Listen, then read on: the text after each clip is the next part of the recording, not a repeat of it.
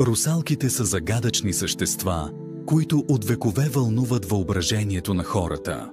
Наполовина жени, наполовина риби, те обединяват в себе си привлекателността на човешкото и магията на водния свят. Историите за тези създания са толкова разнообразни, колкото и културите, от които произлизат. Но дали те не са само плод на въображението на моряците, обикалящи света, или може би в основата на митовете за тях се крие истина? В това видео ще се потопим в мистичния свят на русалките и ще разгледаме някои от най-интересните легенди и истории, свързани с тях.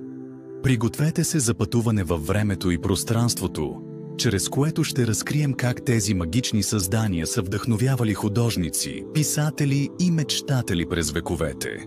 Дали русалките са добри и помагат на хората, или са опасни сирени, които примамват нищо неподозиращите към гибел?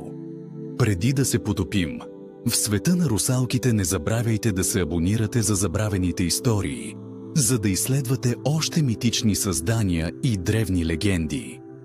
Русалките са едни от най-древните митични създания, за които има сведения.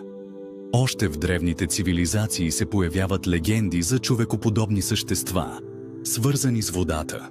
В древна Сирия, например, около 1000 години преди новата ера, се разказва за богинята Атаргатис. Тя е русалка, която е покровителка на водоемите и плодородието.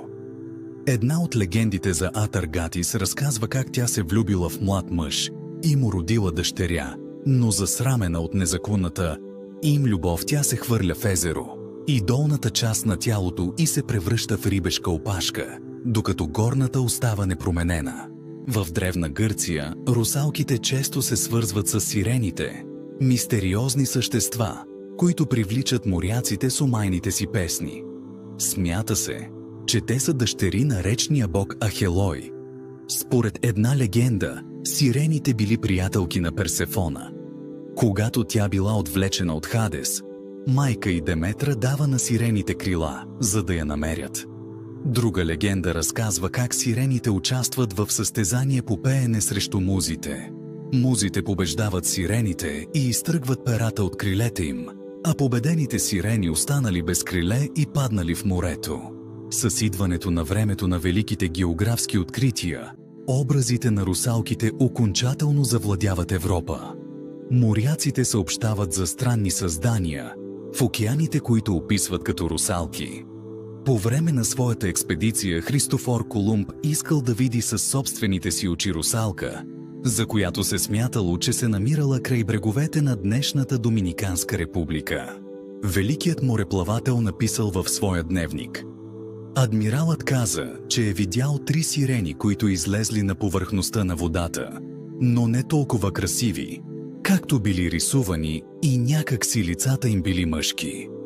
Някои учени предполагат, че тези разкази може да са били вдъхновени от морските крави, морски бозайници, които отдалеч приличат на хора.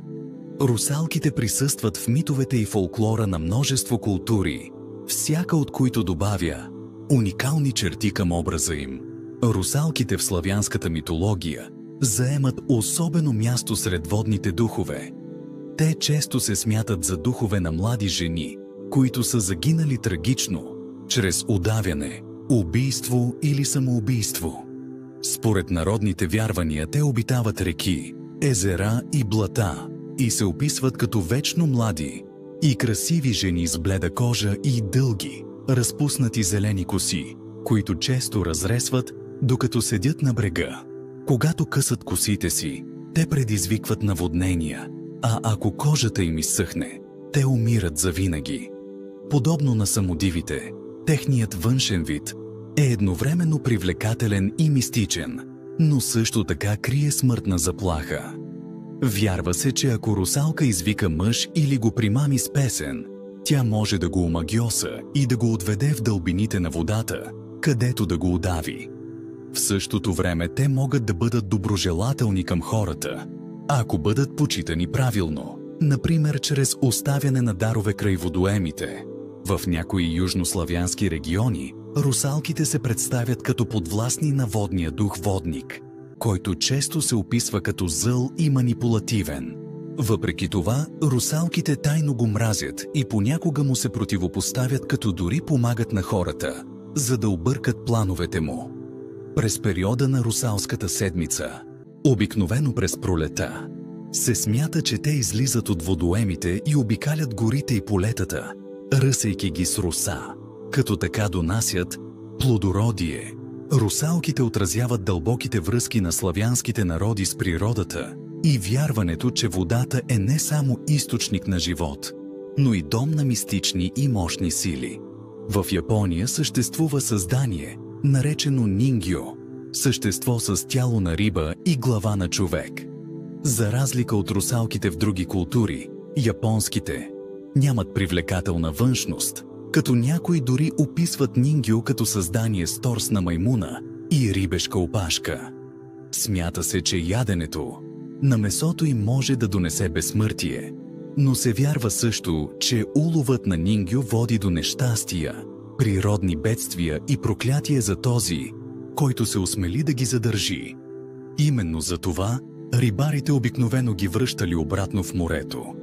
Една от най-известните легенди за нингьо разказва за един рибар, който успял да хване нингьо и поканил приятелите си да вечерят заедно. Той не им казал какво ще ядат, но те разбрали какъв е източника на месото без знанието на рибаря и не яли от храната. По случайност обаче, младата дъщеря на рибаря вкусила от месото. Тя спряла да расте на 15 годишна възраст и живяла над 800 години, ставайки странстваща монахиня, която търсила смисъл в своя вечен живот. Образът на нингьо символизира връзката между човека и природата, както и потенциалните опасности от нарушаването на баланса между двата свята. Суванамача е известна фигура от индуистката митология, като името й буквално означава златна русалка.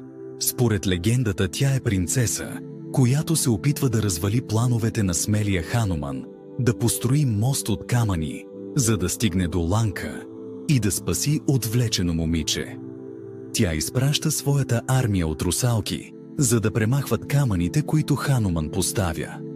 По време на този конфликт, обаче, Суванамача и Хануман се влюбват. Тя променя мнението си, прекратява саботажа и дори му помага в изграждането на моста.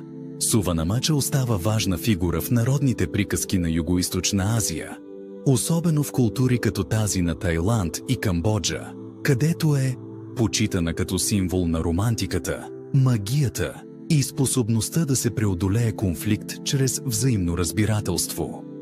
В келтския фолклор се разказва за митологични създания, наречени селки.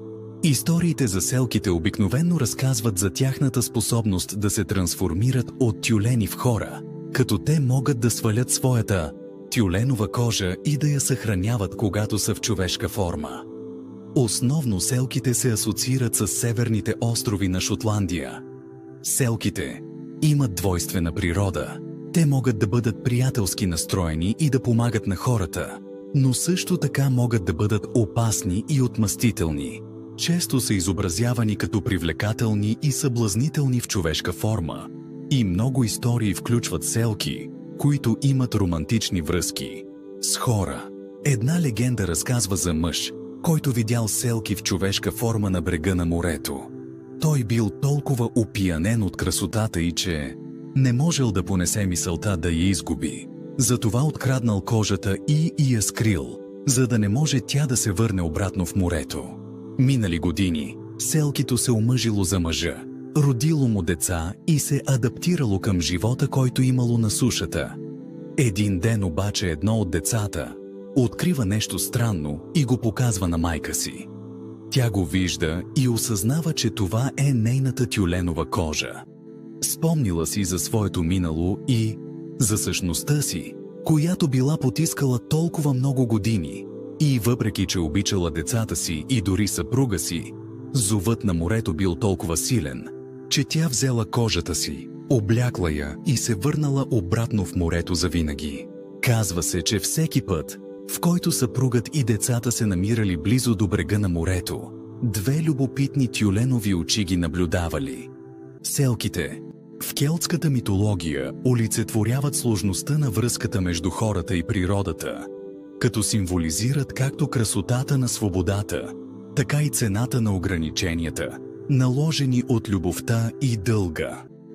Русалките са повече от митични същества. Те са огледало на човешките страхове, мечти и връзката ни с природата. Техните образи, появяващи се в легендите на различни култури, разкриват както универсални теми, така и уникалните особености на всяко общество. Дали русалките са плод на въображението, или в тях се крие частица истина, може би никога няма да разберем със сигурност.